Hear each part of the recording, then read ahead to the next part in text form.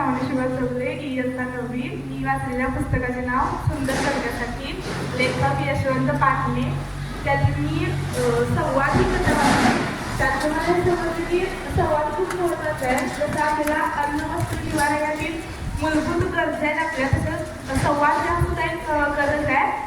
कारण म्हणजे संवाद साधल्यामुळे आपण आपल्या मनातील सुखदुःख इतरांना सांगू शकतो आणि त्यामुळे आपला ताणतणाव कमी होऊ शकतो. लहान मुलाला पण असं वाटतं की आपल्यासोबत कोणतरी बोलायला पाहिजे, आपल्याकडे लक्ष दिलं पाहिजे. मग त्यासाठी जर का आपण त्याच्याकडे लक्ष देत नसेल तर ते रडतंय किंवा आपण म्हणजे त्याच्याकडे आपलं लक्ष वेधून घेण्याचा प्रयत्न करतोय.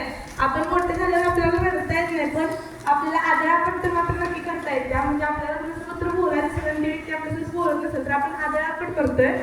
आणि त्यात असंही सांगितले की मस्तकात विचार आणि चित्तात शांतता असणारी व्यक्ती खूप छान प्रकारे मौन करू शकते. तर ते मला खूप आवडलं, कारण खरंच चित्तात शांतता आणि मस्तकात विचार म्हणजे विचार करून मौन केलं पाहिजे. धन्यवाद. अनुष्का, मी आता 7वी शिकतो. मी भाऊ मांडवळकरांचं वऱ्हाडी लोकदाय पुस्तक वाचलं.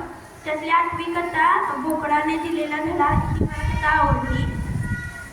त्यात राजाला एका स्त्रीच्या राज्यात आवडतं, तो तिला विचारते तर ती स्त्री सांगते की एक ना एक दिवस ह्या देशाच्या राजाला त्या पिंपळासारख्या बिळाची नाट चावणार आहे आणि त्याचा मृत्यू होणार आहे.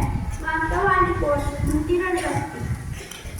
मग तो असं त्याने एक दिवस सगळं असं सजवताना त्याला मित्र भय आहे राजा, तुझ्या प्रसन्न झालं.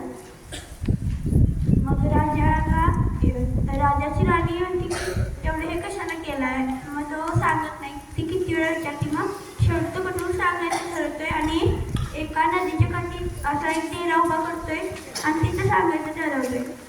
मग तिथं शेवटी त्याचं लक्ष एका मेंढ्याच्या कळपाका केलं.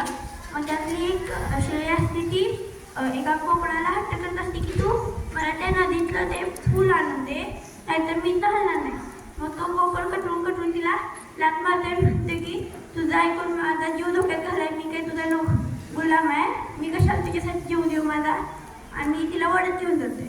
मग राजाला सुचते की आपण काय करायचं, आपला मृत्यू व्हाय नको असेल तर काय करायचं. मग तो राणीला कानाखाली मारते, म्हणते की तुला हे सत्य सांगून मला काही दगड व्हायचं नाही कायमचं, चल इथनं गप. मग राणी इथनं त्याच्या पुढं कधीच विचारत नाही राजाला.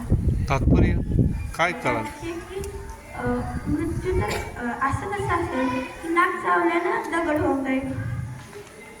ठीक आहे. नमस्कार, माझे नाव काजल सखाराम वर्गे. मी आता 7वीची विद्यार्थिनी. मी यशवंत वा हे पुस्तक वाचलं. त्याच्यातली काळू मास्तराची शाळा ही कथा वाचली. त्या कथेत म्हणजे एकदा एक मुलगा त्या शाळेत बुटाचे जोड आणि सॉक्सचे जोड घालून येतो आणि पण ते काळू